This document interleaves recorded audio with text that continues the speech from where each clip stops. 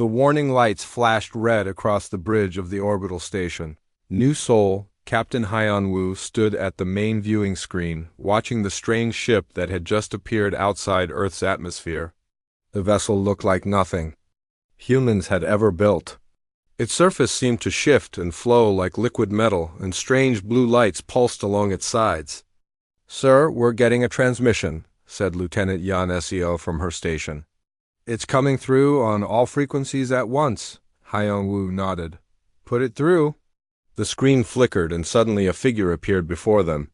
It was tall and thin, almost like a walking shadow. Its face was hard to see clearly, as if it was made of dark mist. When it spoke, its voice echoed strangely. "Greetings, humans of the planet Earth. I am Ambassador Corvex of the Galactic Council. We bring an important message from the 12 great civilizations that govern this galaxy." The bridge crew exchanged worried looks. This was the first time aliens had made direct contact with Earth. For years, human scientists had wondered if other intelligent life existed in the galaxy. Now they had their answer. "The Galactic Council has been watching your species for some time," the alien continued. "We have seen how quickly you spread across your solar system. We have seen how you build weapons and fight wars. Your behavior concerns us greatly." Hyun-woo stepped forward. "This is Captain Hyun-woo of the Earth Defense Force. What exactly are you saying?" The alien's form seemed to grow darker. "Your species is young and dangerous. You expand too fast. You are too aggressive.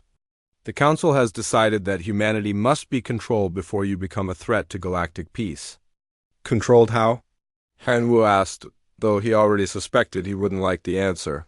"You will stop all expansion beyond your home solar system immediately. All human colonies and outposts beyond the orbit of Pluto must be abandoned. Your military forces will be reduced by 90%. Most importantly, Earth will accept Galactic Council oversight of all government decisions." The bridge fell silent. Hyun-woo felt his blood growing cold. "And if we refuse?" "Then the Council will take corrective action. Your species will be placed under protective custody for the safety of all civilized beings. This is not a request. Human, this is a command." Before Hyun-woo could respond, the transmission ended. The alien ship began to fade away, becoming transparent until it vanished completely. "Get me a direct line to Admiral Sojin immediately," Hyun-woo ordered, "and send word to Earth Command. This changes everything." 2 hours later, Admiral Sojin's image appeared on the secure communication screen in Hyun-woo's office. Even through the video link, Hyun-woo could see the tension in her face. "I've already briefed the President and the United Earth Assembly," Sojin said. "They're calling an emergency session." "How much time did they give us?" 30 standard galactic days, Hyun-woo replied, "whatever that means in Earth time." Scientists think it's about 35 Earth days, Sojin said. "Not much time to decide the fate of our entire species." Hyun-woo leaned back in his chair. "What do we know about this Galactic Council?" "Not much," Sojin admitted. "Our deep space monitoring stations have picked up strange signals over the years, but we never knew what they meant. Dr. Taho from the Diplomatic Corps is already working on translating more of their language." "But Hyun-woo, there's something else." "What?" "This isn't the first time we've had contact with aliens. There have been incidents over the past few years. Ships that appeared and disappeared. Probe vessels that scanned our outer colonies. We think they've been watching us for a long time." Hyun-woo felt a chill run down his spine. "How long?" "Possibly decades, maybe since we first left Earth's atmosphere." The implications were staggering. Humanity had been observed, studied, and judged without even knowing it. And now these mysterious aliens had decided that humans were too dangerous to be allowed freedom. What's the mood in the assembly?" Hyun-woo asked. Sojin's expression grew grim. "Mixed. Some representatives want to negotiate. They think we should try to find a peaceful solution. Others are talking about compliance. They're scared of what might happen if we resist." "And you? What do you think we should do?" Sojin was quiet for a moment. When she spoke, her voice was steady and determined. I think these aliens have made a serious mistake. They've threatened the wrong species. Over the next few days, more information trickled in from Earth's intelligence networks. The Galactic Council apparently consisted of 12 different alien species, each more advanced than humanity. They had been ruling the galaxy for thousands of years, deciding which new species were allowed to develop and which ones needed to be controlled. Dr. Tejo worked around the clock to decode more alien transmissions. What he found was disturbing. The Council had done this before to other species. Some had submitted and were now basically slaves. Others had resisted and were completely destroyed. They see us as a disease, Tejo explained during a video conference with Earth's leadership. In their messages to each other, they compare humanity to a virus that spreads too fast and consumes everything in its path. President Jihai appeared on screen from the Capitol building in New Geneva. Dr. Tejo, in your professional opinion, is there any chance of successful negotiation with these beings? Tejo shook his head sadly. No, Madam President. They've already made up their minds. To them, we're not equals to be negotiated with. We're a problem to be solved. The President turned to Admiral Sojin. What are our military options? Limited, Sojin replied honestly. We don't know how advanced their weapons are or how many ships they have. But we're not completely helpless. Our fleet has been growing stronger every year, and we have some advantages they might not expect, such as human unpredictability. These aliens have been watching us, but they're still thinking like the species that have submitted to them for centuries. They don't really understand what makes humans different. Captain Hin Wu had been listening to the conversation from his station. Now he spoke up. Admiral, request permission to address the President directly. Granted. Han Wu looked directly into the camera. Madam President, I've been thinking about what this alien said. He called us young and dangerous. Maybe he's right about one thing. Maybe we are dangerous. But not in the way he thinks. Explain. Every species they've encountered before has either submitted or been destroyed. But what if there's a third option? What if we're dangerous enough to make them reconsider their decision? The President studied Hyunwoo's face through the screen. Are you suggesting we fight back? I'm suggesting we show them that controlling humanity isn't worth the cost. That we're more trouble than we're worth as slaves and too dangerous to destroy easily. Admiral Sojin nodded slowly. The captain has a point. These aliens are used to dealing with civilized, predictable species. They might not be prepared for the kind of fight humans can put up. The President was quiet for a long moment. Finally, she spoke. I want all military commanders to begin preparing contingency plans. If we decide to resist, I want to know exactly what our options are. But I also want Dr. Tejo to continue working on translation. We need to understand these aliens as well as possible. As the conference ended, Hanwoo remained at his station, staring out at the stars. Somewhere out there, 12 alien species were confident that humanity would bow to their will. Just like every other species before them, they were about to learn that humans were very different from every other species they had encountered. The council chamber on Kepler 442b was a massive dome, made of crystalline material that caught and reflected light from the system's twin stars. 12 different species had gathered here, each representing thousands of years of galactic civilization. Today, they would discuss the human problem. Council Speaker Xyleth stood at the center of the chamber. Her crystalline body caught the light and threw rainbow patterns across the walls. The Nexari were ancient beings, made of living crystal that had grown intelligent over millions of years. Xyleth had been alive when the council first formed, and she had seen many young species come and go. The human response period has begun, she announced, her voice creating harmonic tones that resonated through the chamber. We must discuss what action to take if they refuse our generous offer of protection. Around the chamber, representatives of the other 11 species stirred. Each sat in an environment suited to their biology. The Scythe delegate, Korak, perched on a high platform designed for his bird-like form.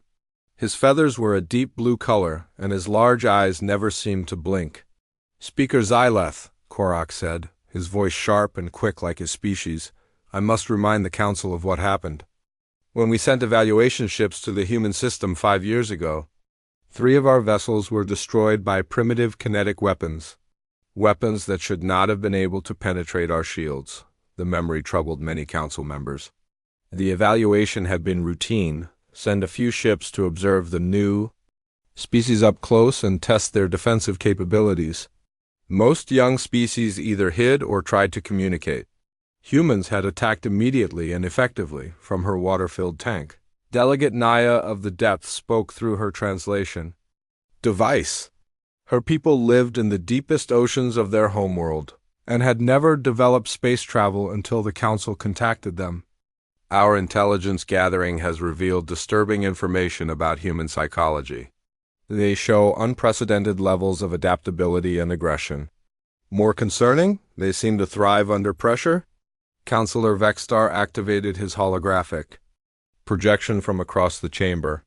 The Omnids were a machine species, artificial intelligences that had outlived their organic creators. Vexstar S form looked like a collection of floating metal shapes that constantly rearranged themselves. I have compared human development patterns to our historical records, Vexstar said in his electronic voice. There are similarities to the predecessor species that nearly destroyed galactic civilization 3 million years ago. Uncomfortable silence fell over the chamber. The predecessors were a legend that most species preferred not to think about. According to ancient records, they had been a young, aggressive species that had developed faster than anyone thought possible.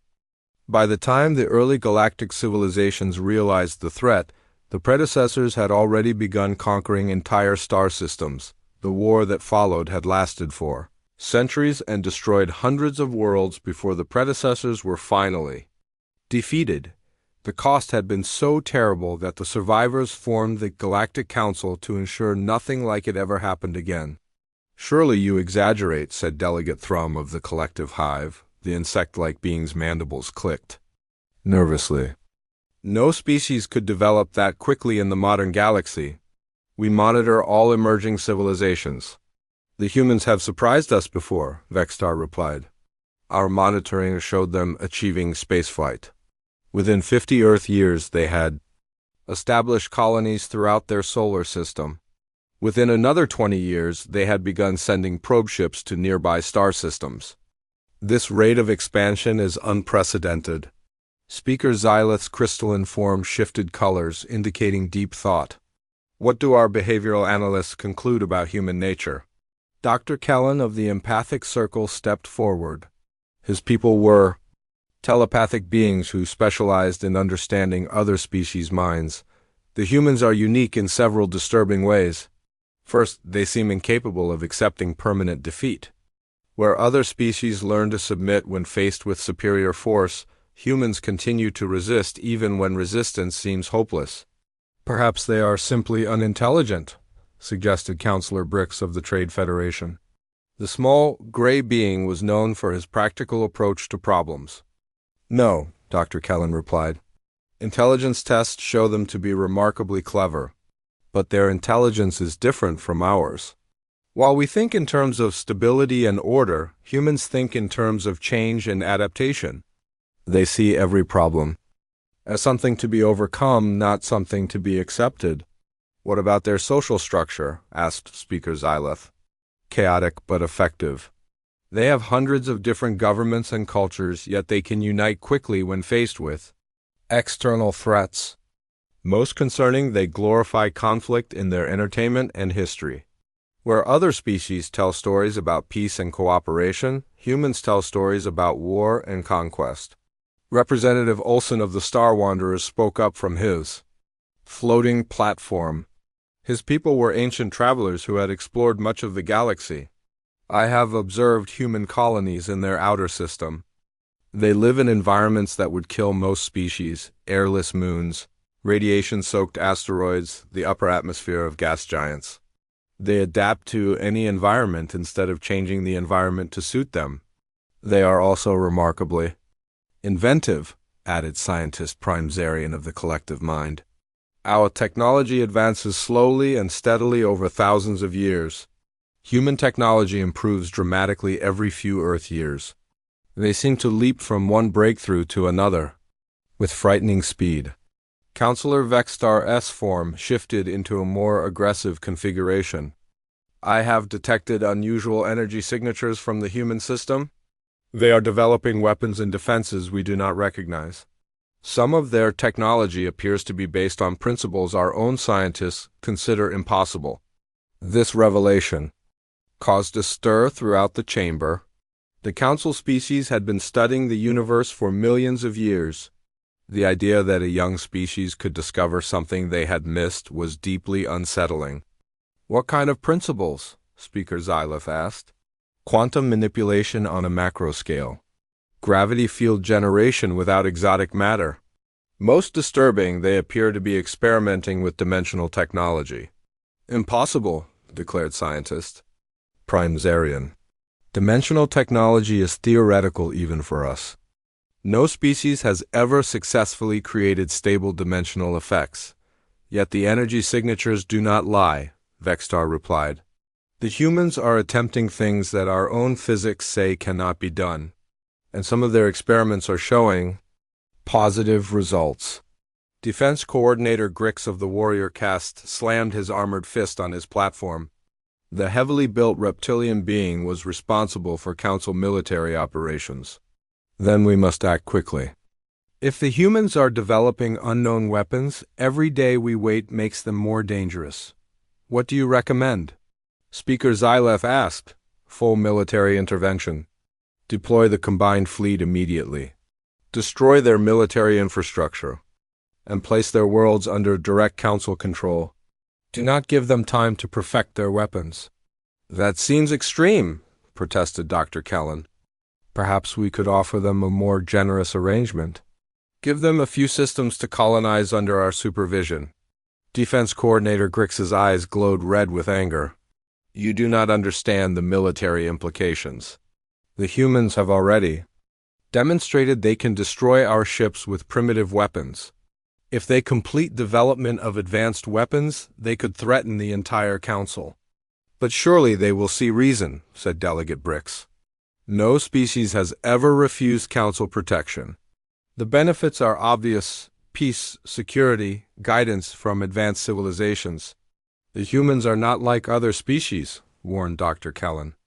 Our psychological profiles indicate they value independence above safety. They may choose to fight even if they cannot win.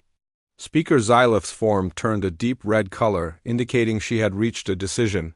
The risk is too great. If the humans possess unknown technology and the will to use it, they could destabilize the entire galaxy.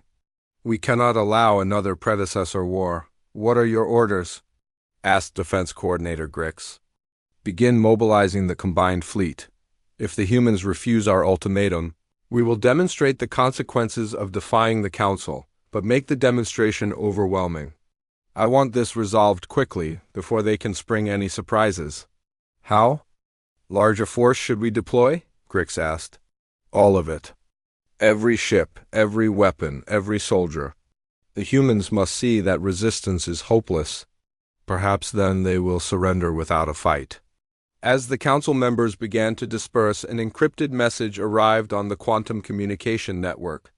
It was brief and alarming. Human ships detected in deep space beyond their authorized territory.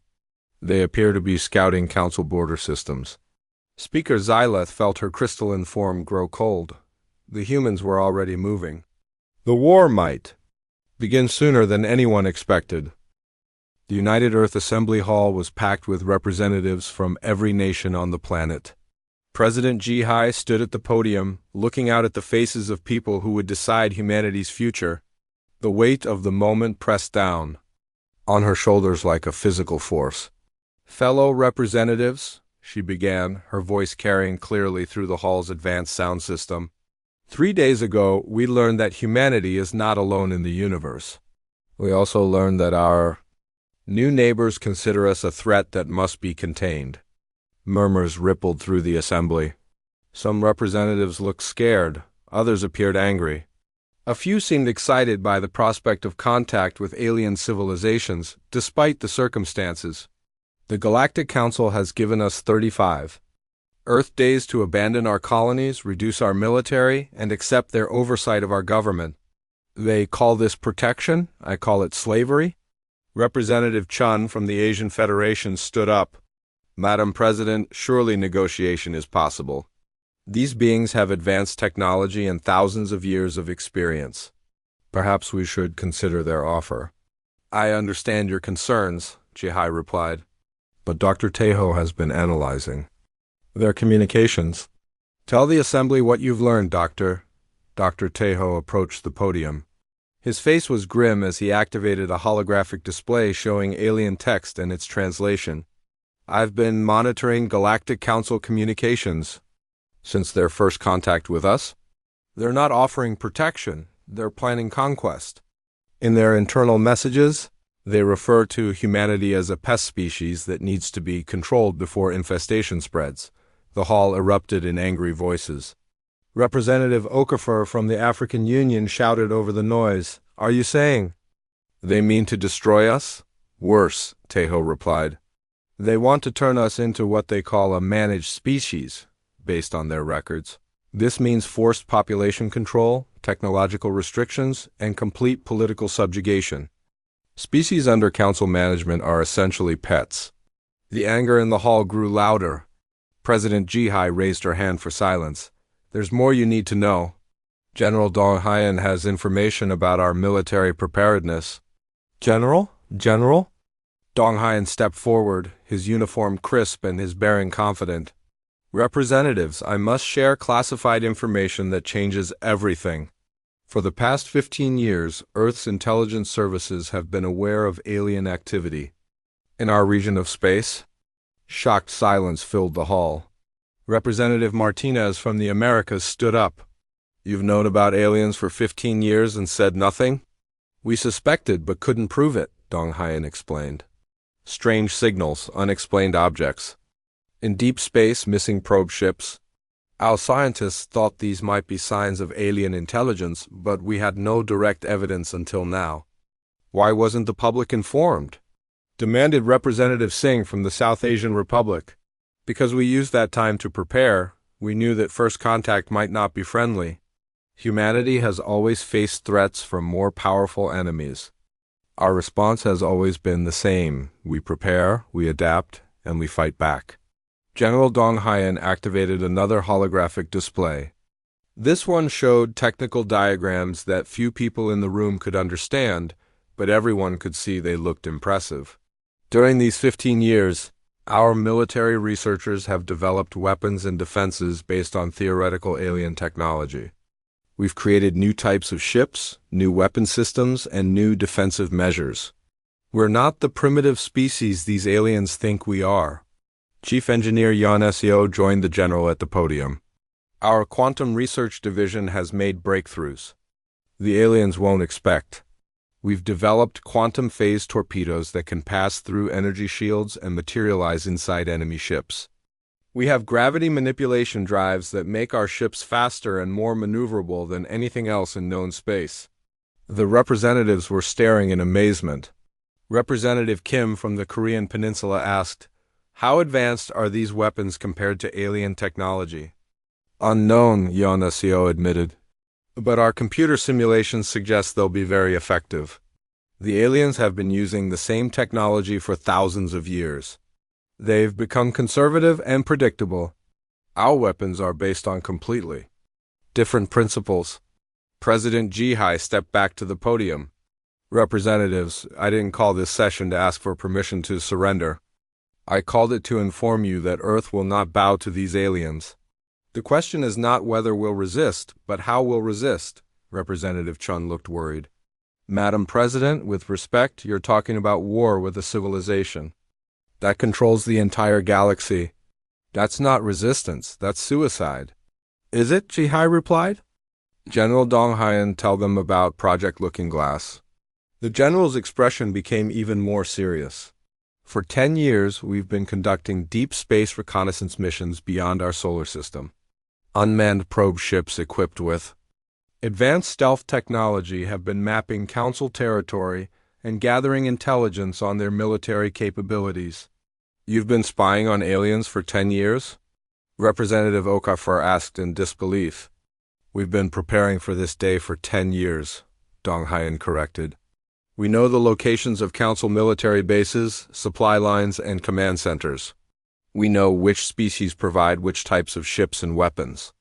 Most importantly, we know their weaknesses. Dr. Tejo stepped forward again. The Council species have been at peace for so long they've forgotten how to fight a real war. Their military is designed for intimidation and policing, not for combat against an enemy that fights back effectively. What about their numbers? Asked Representative Singh. Surely they have more ships than we do. Numbers don't always determine victory, replied Admiral Sojin, who had been quietly observing from the side of the hall. The aliens are used to enemies that fight by their rules. Humans don't follow anyone's rules but their own.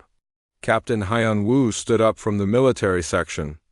Madam President, request permission to address the assembly. Granted. Fan Wu walked to the center of the hall where everyone could see him.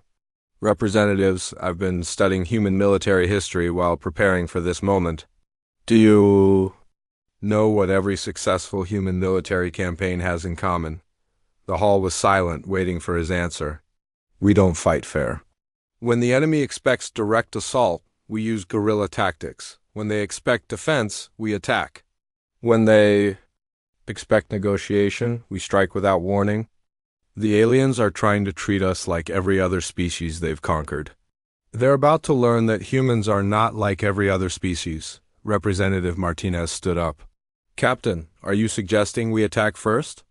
I'm suggesting we show them the price of threatening humanity.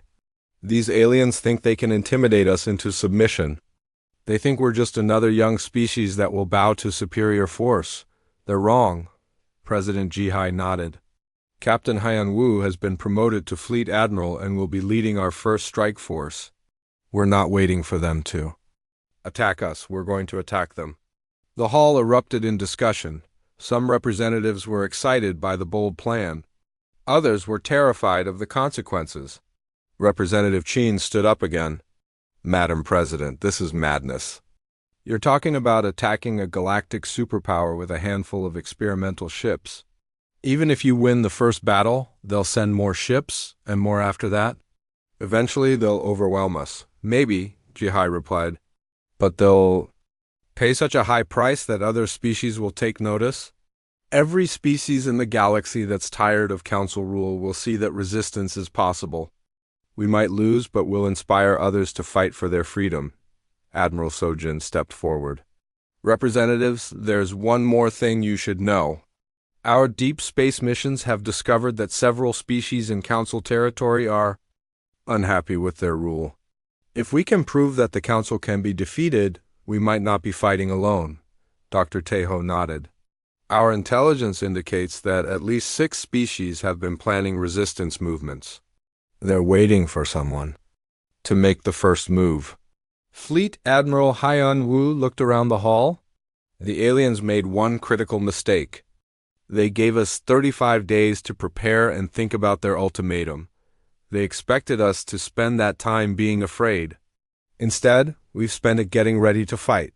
President Jihai called for a vote.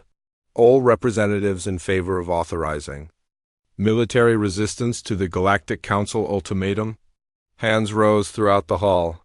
When the count was finished, the result was overwhelming to 847 votes in favor, 23 against, and 12 abstentions. The motion passes, Jihai announced.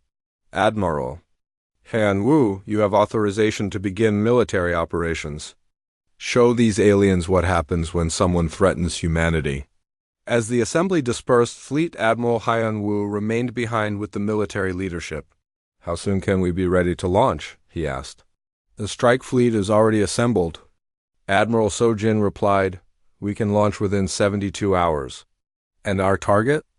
Volf 359. Intelligence indicates it's their primary military staging area for operations in this sector.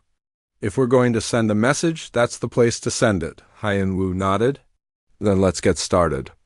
It's time to teach the galaxy that humans don't make good slaves.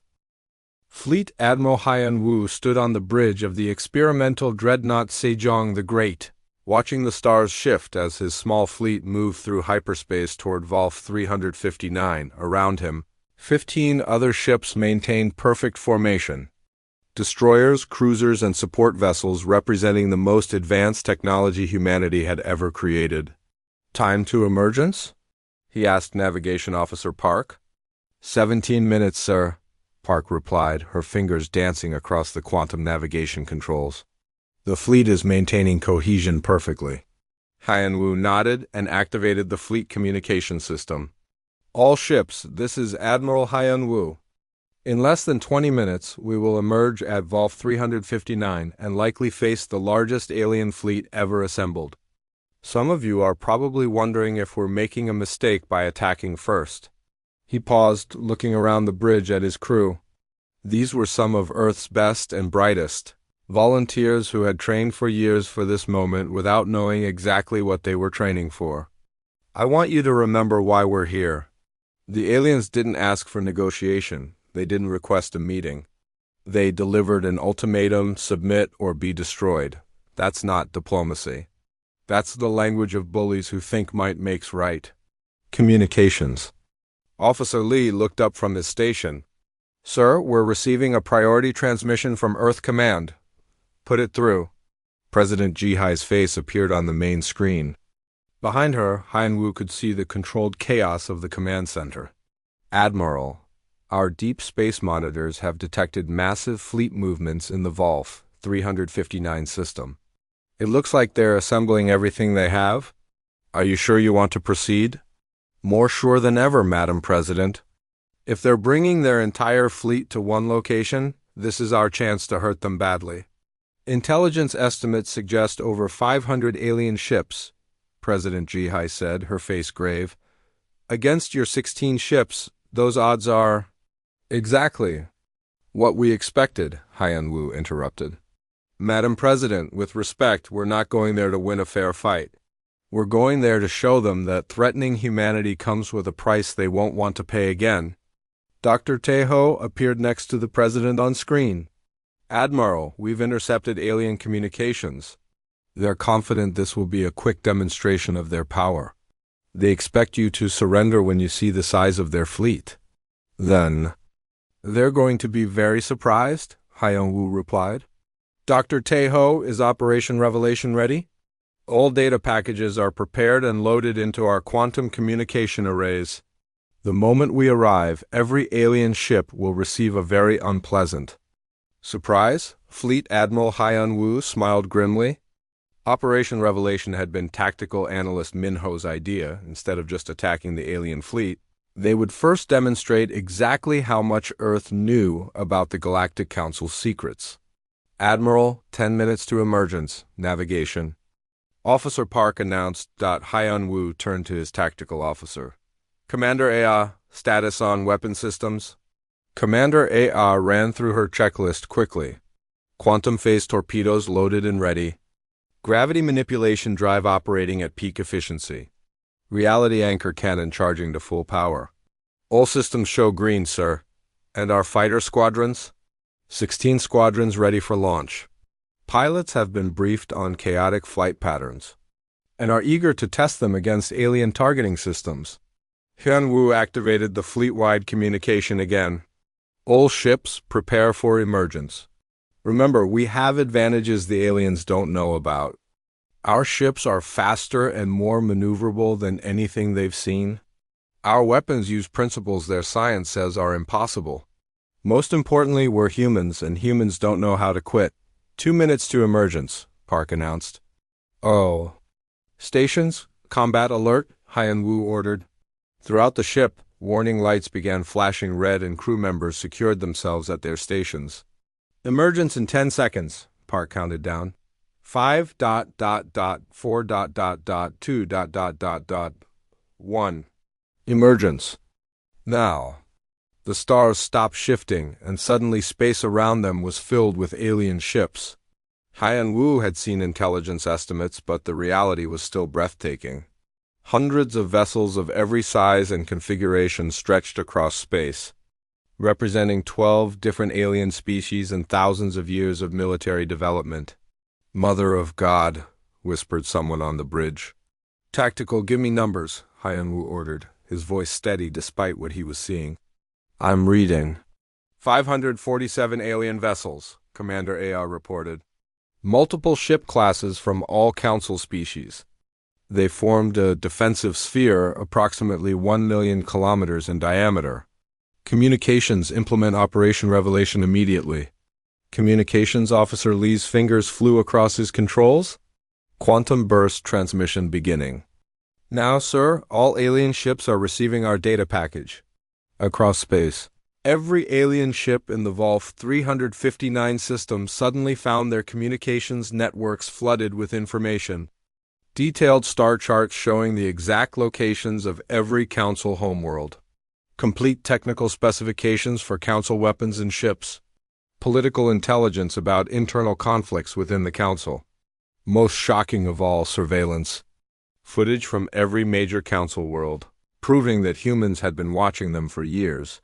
The alien fleet's organized formation began to waver as ship commanders tried to process what they were seeing. "Sir, we're receiving a transmission from the alien flagship," Lee reported. "Put it through." The screen filled with the image of Defense Coordinator Grix, the reptilian military leader of the Council forces. His normally controlled demeanor had been replaced by barely contained rage. "Humans, how did you obtain this information? Our worlds are protected by security systems that should be impossible to penetrate." Fleet Admiral Hyanwu stepped into view of the camera. "Coordinator Grix, I presume? Your security systems were designed to stop other Council species, not humans. We don't think like other species." "This changes nothing," Grix snarled. "You are still vastly outnumbered. Surrender now, and your deaths will be quick." "I don't think you understand the situation," Hyanwu replied calmly. "You see, that data package included more than just intelligence. It also included the locations of human operatives on every Council world. Right now, those operatives are in position to strike critical infrastructure targets throughout Council space." The lie was delivered so convincingly that even some of Hyanwu's own crew believed it. In reality, Earth had no operatives on alien worlds, but the aliens didn't know that. "You're bluffing," Grix said, but uncertainty had crept into his voice. "Am I? Check your communications with the Nexari homeworld?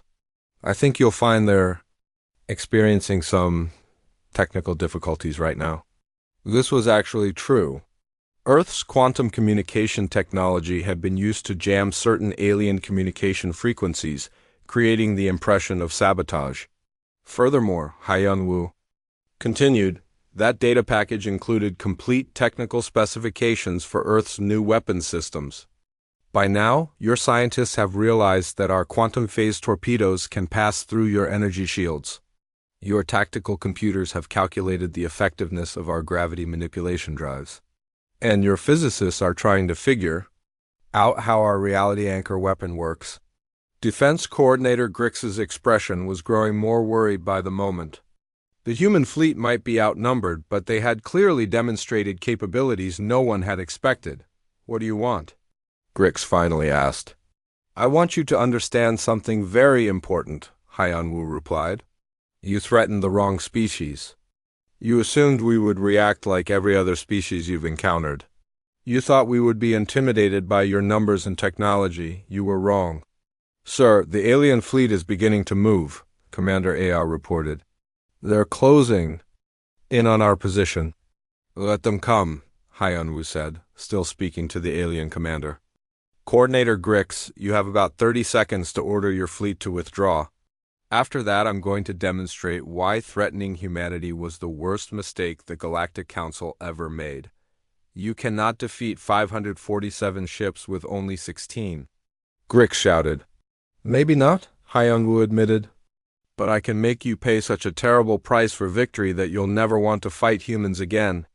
And every species in the galaxy will know that the mighty Galactic Council bled when they attacked Earth."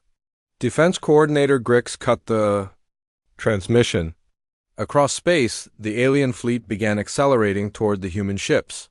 All ships, battle stations, Fleet Admiral Hyanwu ordered. It's time to show them what humans can do. The first alien weapons fire lit up space like deadly fireworks. Energy beams and plasma bolts from hundreds of ships converged on the small human fleet, but the Sejong the Great and her escort ships seemed to dance between the attacks. The gravity. Manipulation drives allowed impossible maneuvers that confused alien targeting computers, designed for predictable flight patterns. Evasive Pattern Delta 7, Fleet Admiral Hyanwu ordered. All ships begin chaotic maneuvering protocols. Across the human fleet, ships began moving in ways that violated everything the aliens knew about space combat. The destroyer Bazans. Pride suddenly reversed direction without turning, using gravity fields to change its momentum instantly.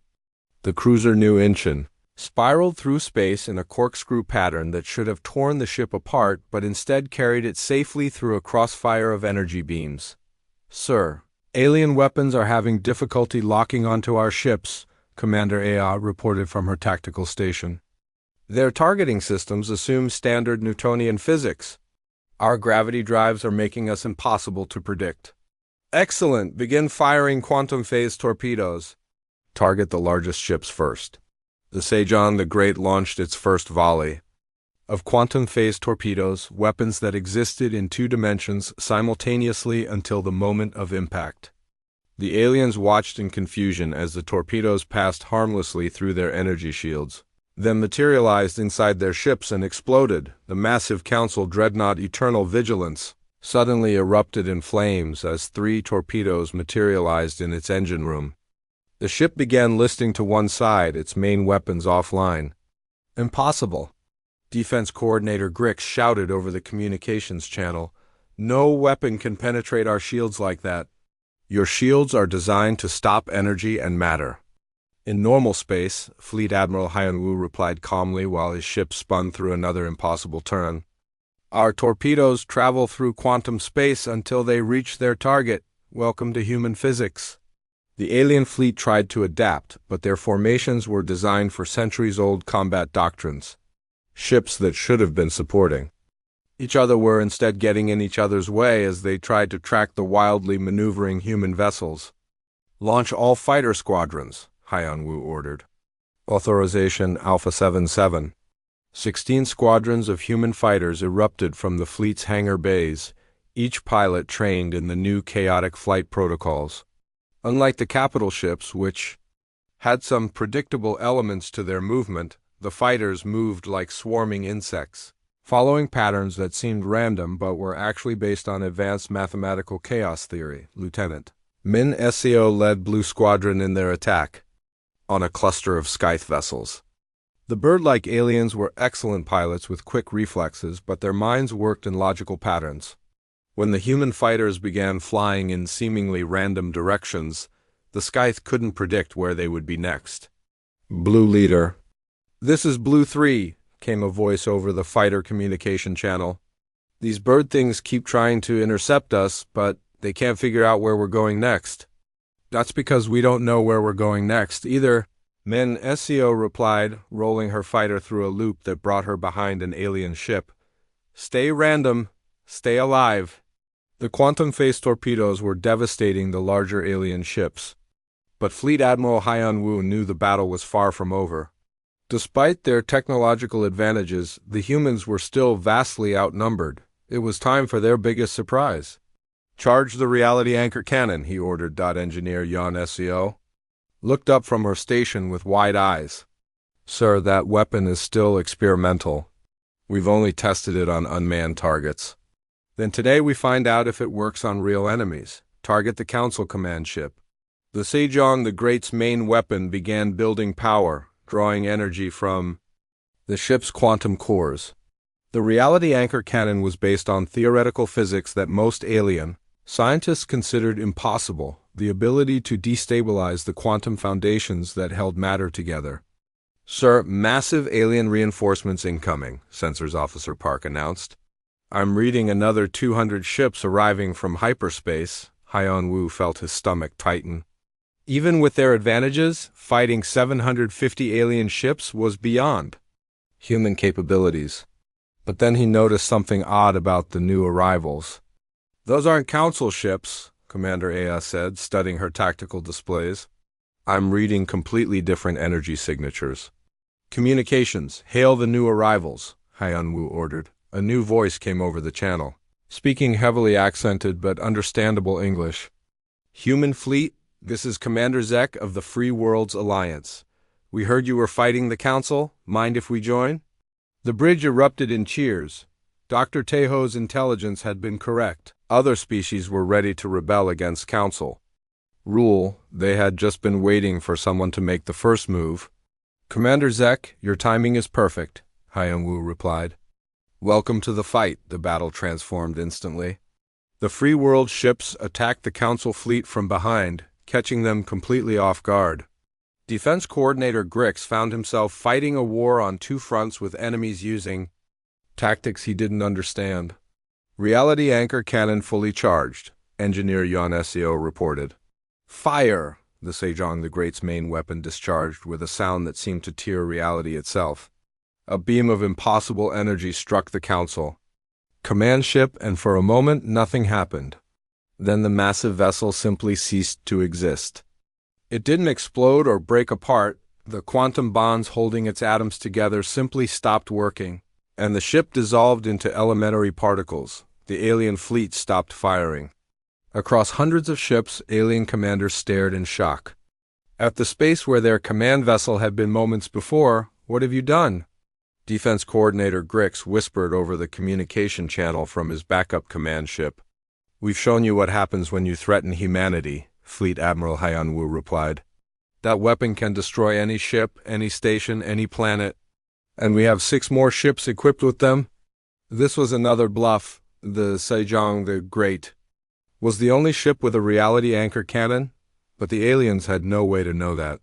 "Sir, the alien fleet is beginning to withdraw," Commander Ao reported. "Let them go," Hyun-woo ordered. "We've made our point." Commander Zek's voice came over the communication channel again. "Admiral Hyun-woo, my fleet is prepared to pursue the retreating council ships. We can destroy many more of them." "Negative. Commander, we're not here to commit genocide. We're here to send a message.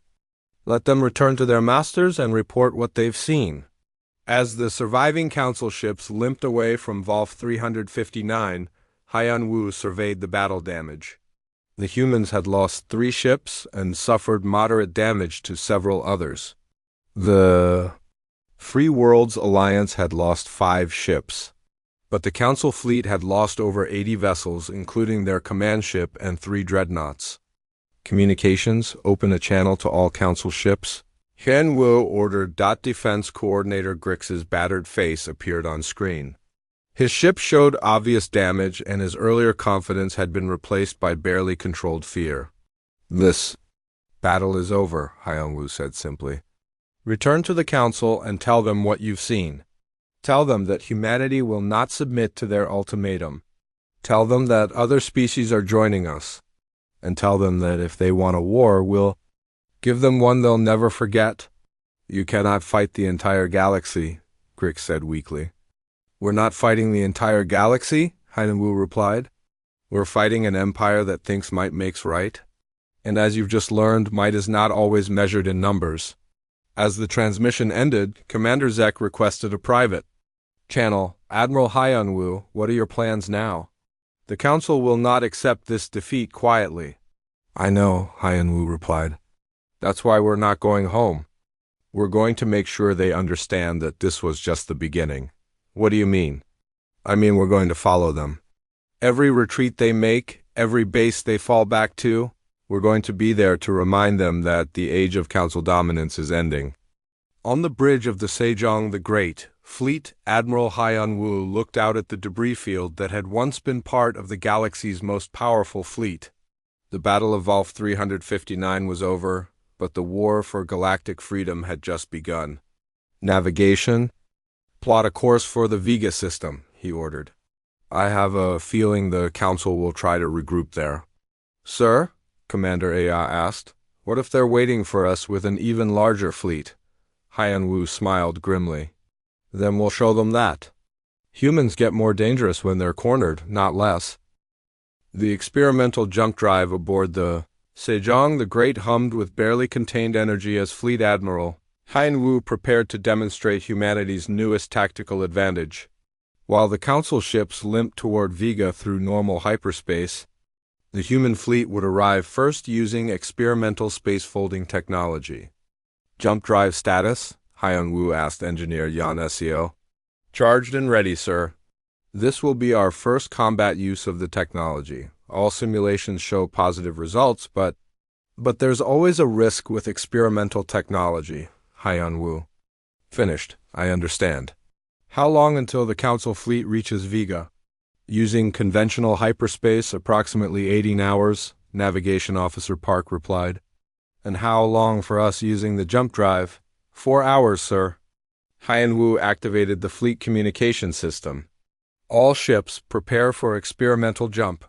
Commander Zek, are your ships capable of keeping up with our new drive system? The Free Worlds Alliance commander's voice crackled over the communication channel.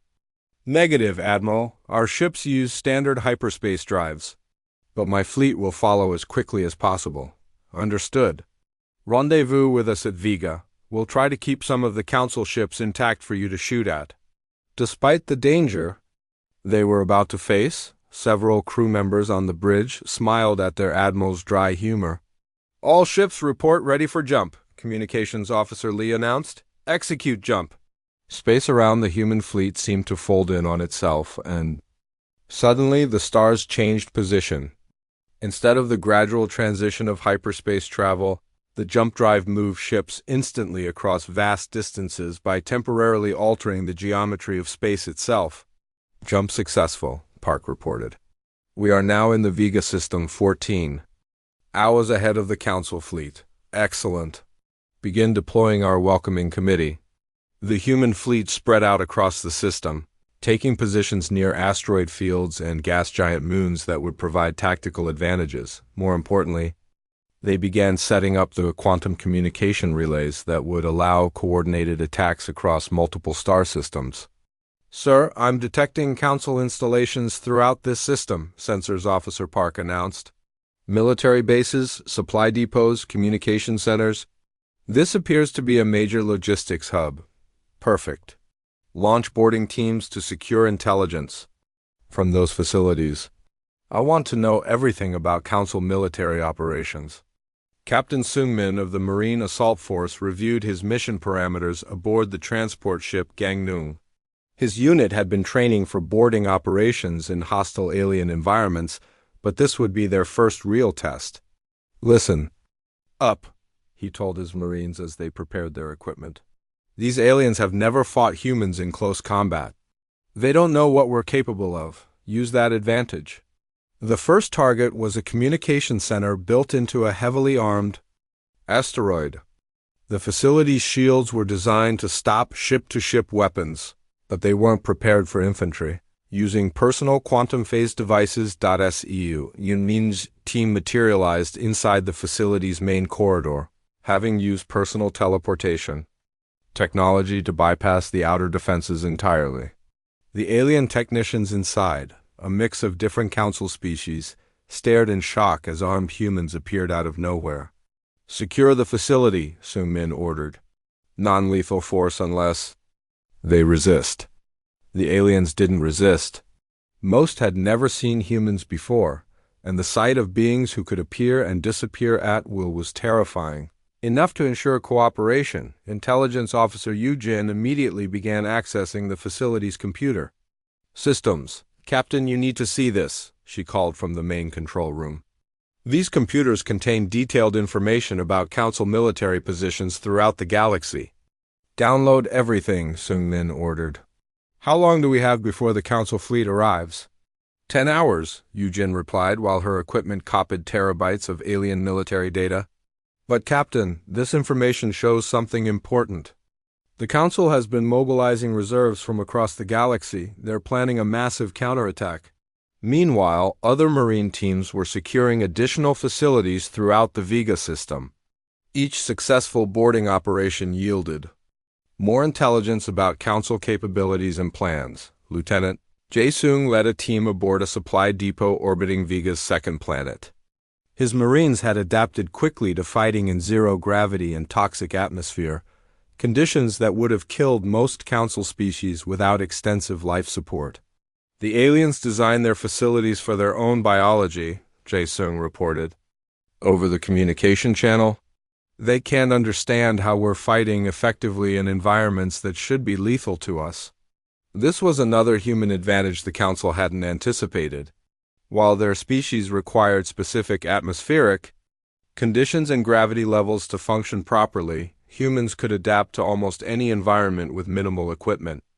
Sir, we've secured the depot, Jae-sung continued. Intelligence Officer Daehyun has found shipping manifests showing Council supply lines throughout this sector. If we can disrupt these routes, we can seriously damage their ability to maintain their fleet. Back aboard the Sejong the Great, Fleet Admiral Hyun-woo studied the intelligence reports flowing in from the boarding teams. The picture they painted was both encouraging and disturbing. The good news is that the Council is having difficulty replacing the ships we destroyed at Volf 359, Commander A.A. reported. Their manufacturing facilities are scattered across dozens of worlds and they're not designed for rapid production. And the bad news? They're pulling ships from every sector of the galaxy. Our intelligence estimates suggest they're assembling a fleet of over 2,000 vessels. They intend to crush any resistance permanently. Hyun-woo studied the tactical displays showing Council force deployments. 2,000 ships against our 16. Those odds are even worse than at Volf 359. Sir, there's more, Intelligence Officer Yu Jin said as she transmitted her findings from the communication center. The Council has issued orders to their member species. Any world that provides support to rebellion will be completely destroyed. They're trying to prevent other species from joining us through terror tactics. That's a mistake, Hyun-woo said grimly. Terror tactics work on species that have something to lose. But species that are already oppressed have nothing left to lose by fighting back. Admiral, long-range sensors are detecting the Council fleet's approach, Park announced. They'll arrive in approximately 30 minutes. How many ships? I'm reading 284 vessels, sir. Mostly the survivors from Volf 359 plus reinforcements from nearby systems. Hyun-woo activated the fleet communication system. All ships prepare for engagement. Today we're going to demonstrate something important to the galaxy. We're going to show that the Council fleet can be defeated anywhere, anytime. Sir, Commander Aya asked, what's our tactical plan? We're still heavily outnumbered.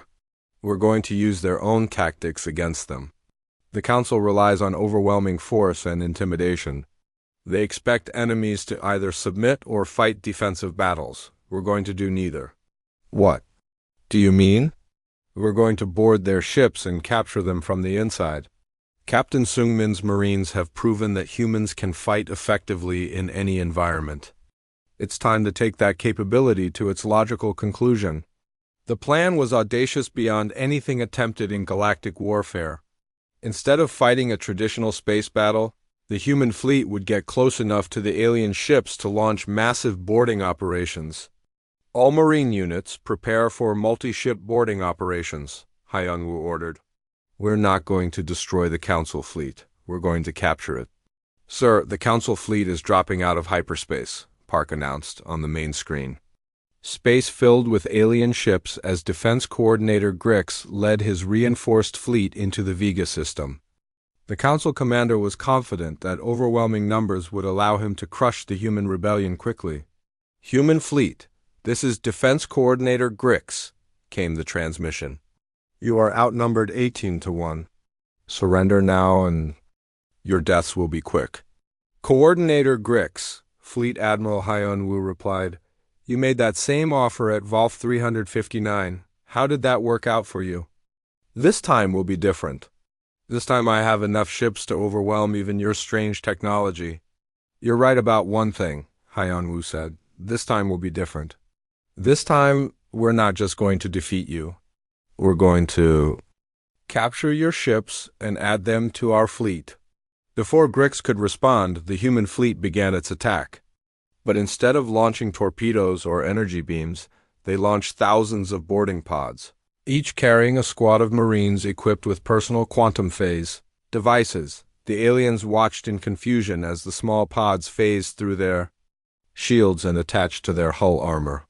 Then human Marines began materializing throughout their ships, in corridors on bridges, in engine rooms. The Battle of Vega had begun, and it would be unlike anything the galaxy had ever seen. The council chamber on Kepler 442b had never seen such chaos. Fleet Admiral Haiyan Wu stood at the center of the great crystalline dome, surrounded by the captured leadership of the Galactic Council. His Marine escort, led by Captain Seungmin, maintained positions around the chamber while alien delegates sat in stunned silence. Speaker Xylith's crystalline form had lost its usual rainbow glow and appeared dull gray, a sign of extreme distress among her species. Around the chamber, the other council members showed similar signs of defeat and fear. "This is impossible," Councillor Vexstar said, his mechanical form flickering with error messages. "No species has ever captured the council chamber. Our defenses were designed to withstand any attack." "Your defenses were designed to stop attacks from outside," Captain Seungmin replied from his position near the chamber's main entrance. "You weren't prepared for enemies who could materialize inside your most secure facilities." The capture of the council chamber had been the culmination of a campaign that shocked the galaxy.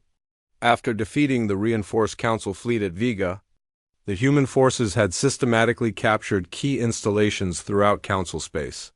Each victory had demonstrated new human capabilities that the aliens couldn't understand or counter. "How?" Speaker Xylith asked, her harmonic voice now discordant with stress. "How did you move your forces across the galaxy so quickly? How did you know the locations of our most secret facilities?" Fleet Admiral Haiyan Wu activated a holographic display that showed the quantum communication network Earth had been building in secret for years. Points of light connected star systems across the galaxy, forming a web of communication and coordination that the Council had never detected. "For 15 years, while you thought you were watching us, we were actually watching you," Haiyan Wu explained. "Every probe ship you sent to observe our system carried hidden human monitoring devices back to your worlds. Every piece of technology you used to study us also allowed us to study you." Defense Coordinator Grix, his reptilian features scarred from the battles at Volf 359 and Vega, snarled from his containment field. "You're bluffing. Even if you had monitoring devices, you couldn't have placed agents throughout our space without us detecting them." "You're right," Haiyan Wu agreed. "We didn't place agents, we placed something better." The holographic display changed to show detailed schematics of alien technology. But these weren't stolen plans. They were complete technical specifications that showed modifications human engineers had made to captured Council equipment. "Every piece of Council technology we encountered was reverse-engineered and improved," Haiyan Wu continued. "Your own communication networks carried our monitoring software. Your own computer systems stored our intelligence gathering programs. You gave us the tools to spy on you, and you never even knew it." Intelligence Officer Yujin stepped forward with a data tablet. "Admiral, the intelligence download is complete. We now have detailed information on every Council military installation, political structure, and economic system in the galaxy." Dr. Kellen of the Empathic Circle, the telepathic being who had tried to understand human psychology, spoke with a trembling voice. "Admiral Haiyan Wu, what do you intend to do with us? Will you destroy our worlds as punishment for threatening Earth?" "That depends entirely on you," Haiyan Wu replied. "The Galactic Council delivered an ultimatum to humanity 35 days ago. Today I'm delivering a counter-ultimatum to you." He activated the communication system that would broadcast his message throughout Council space. Every world, every ship, every alien would hear humanity's demands. "Citizens of the galaxy," Haiyan Wu began, his voice carrying across star systems through the quantum network. "For thousands of years, the Galactic Council has controlled your lives, deciding which species could develop freely and which must be enslaved or destroyed. They told you this was necessary for peace and stability. They lied. The simple statement, hung in the air of the council chamber like an accusation that could not be denied. Peace is not achieved by enslaving the innocent. Stability is not maintained by crushing those who seek freedom. The council has ruled through fear and intimidation, convincing you that their dominance was inevitable. Today that changes. Hanwu gestured to the defeated council members around him. These beings, who claim to be your protectors, cowered in fear when faced with real resistance. Their mighty fleets were defeated by a single species they considered primitive and unimportant. Their invincible defenses were penetrated by soldiers they thought were too young to pose a threat. Speaker Xyleth tried to interrupt. Admiral, you don't understand the complexity of galactic governance. Without the Council's guidance, chaos will consume the galaxy. Wars will break out between species. Civilizations will destroy each other. Will they? Hyunwoo asked. Or will they finally be free to make their own choices about how to live? The Council's peace was built on the graves of species that refused to submit. I prefer the chaos of freedom to the order of slavery. He turned back to the communication system. The Galactic Council has 35 days to implement the following changes, or humanity will take direct action to enforce them. First, the Council will immediately cease all military operations against independent species. Any species that wishes to leave Council control will be allowed to do so without penalty.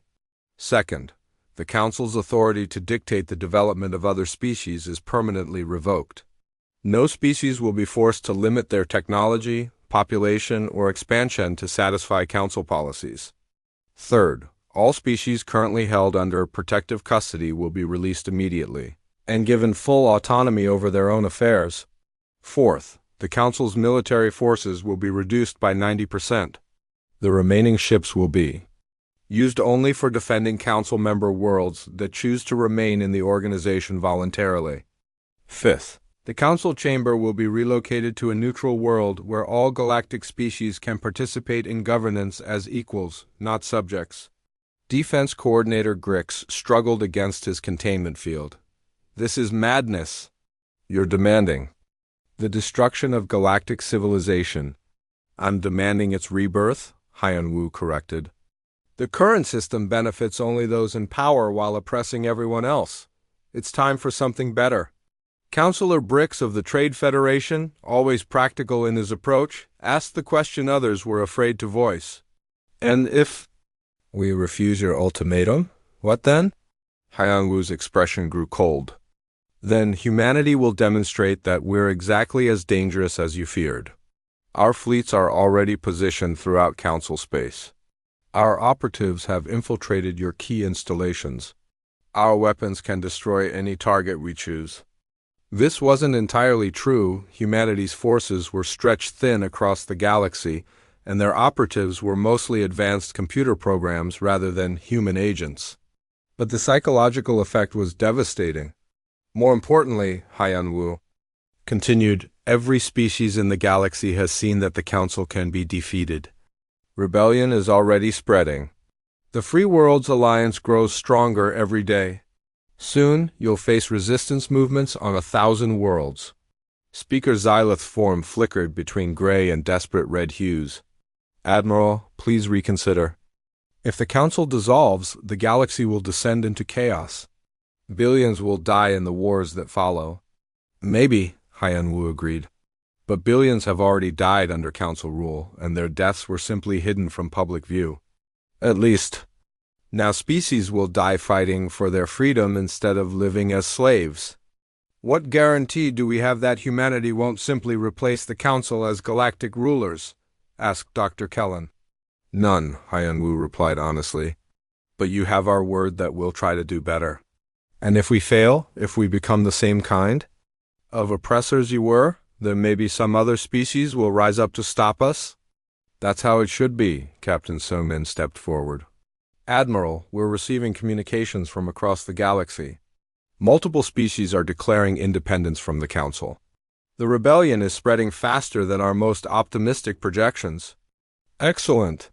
Speaker Xyleth, it appears your worst fears are already coming true. The galaxy is choosing chaos over your order. The question is whether you'll accept graceful defeat or force us to destroy what remains of your civilization.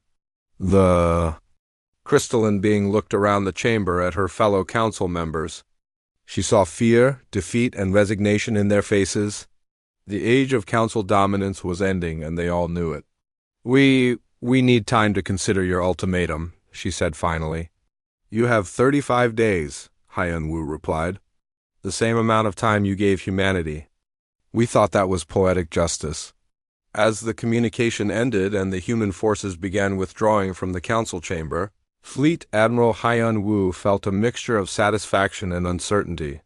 They had achieved something no one thought possible, the defeat of galactic tyranny. But now came the harder task, building something better to replace it. 28 days after the ultimatum was delivered, Speaker Xylith's crystalline form appeared on screens throughout human space. Her once proud bearing had been replaced by defeated resignation, and her voice carried the harmonic discord of a being accepting the end of everything she had known. Admiral Hyun-woo, she began, the Galactic Council has voted to accept your demands. By a margin of 11-1, we have agreed to dissolve the Council's authority over independent species. Fleet Admiral Hyun-woo stood in the command center of the orbital station New Seoul, watching the transmission alongside President Ji-hai and the senior military staff. The moment they had fought for was finally at hand. The military forces of the Council will be reduced as demanded, Speaker Xylith continued. Species under protective custody will be granted immediate autonomy. Council authority to limit the development of other species is hereby revoked. Which member voted against the dissolution? President Ji-hai asked. Defense Coordinator Grix, Admiral Sojin replied from her position at the tactical display. His homeworld has already declared independence from the Council and requested protection under the Free Worlds Alliance. The irony was not lost on anyone present. The most militaristic member of the Council had become a refugee from his own government's decision. There is one condition to our acceptance, Speaker Xylith continued in her transmission. The Council requests that humanity provide security guarantees for former Council worlds during the transition period. Many species are concerned about potential conflicts arising from the sudden change in galactic order. President Ji-hai looked at Fleet Admiral Hyun-woo. What's your assessment? Can we provide that kind of security coverage? With help from the Free Worlds Alliance and other allied species, yes, Hyun-woo replied. But it will require a massive expansion of our military and diplomatic capabilities. Do it, Ji-hai decided. If we're going to tear down the old system, we have a responsibility to help build something better. 6 months later, Fleet Admiral Hyun-woo, now promoted to Supreme Commander of Human Space Forces, stood on the observation deck of the massive space station orbiting the neutral world of Haven. The station served as the headquarters for the new Galactic Defense Coalition, an alliance of free species working together to maintain peace without oppression. The view from the observation deck showed a remarkable sight. Ships from dozens of different species moved through space in coordinated patterns, their crews working together despite fundamental differences in biology, psychology, and technology. It's quite a sight, isn't it? President Ji-hai said as she joined him at the viewing window. She had been elected as the first Director General of the Coalition, a position that required her to balance the needs of hundreds of different worlds. Sometimes I can hardly believe we pulled it off, Hyun-woo admitted. 6 months ago, the idea of overthrowing galactic civilization seemed impossible. Now we're helping to build a new one.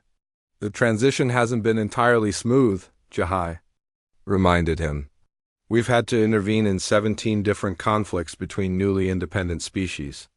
But we've prevented 3 potential genocides and stopped 2 attempted reconquests by Council loyalists, Hyun-woo countered. I'd say that's a net positive. Through the viewing window, they watched a squadron of former Council ships flying in formation with human vessels and Free Worlds Alliance cruisers.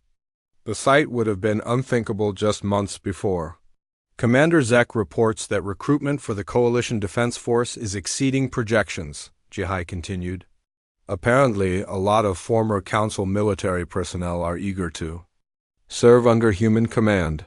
That's because we treat them like partners instead of subordinates, Haiyan-Wu said. It's amazing what people will do when you give them a choice instead of an order. Captain Sung-min approached from the station's command section. His Marines had been crucial in establishing coalition authority on worlds where local conflicts threatened to spiral out of control. Sir, we're receiving a priority transmission from the Nexari homeworld, he reported. Speaker Xyleth is requesting a meeting. Is there a problem? Jihai asked. Unknown, ma'am. The transmission was marked as urgent but not emergency. Haiyan-Wu and Jihai exchanged glances. Relations with the former council species had been surprisingly good, but there were always tensions beneath the surface. Put her through to conference. Room Alpha, Haiyan-Wu decided. A few minutes later, Speaker Xyleth's crystalline form appeared in holographic projection.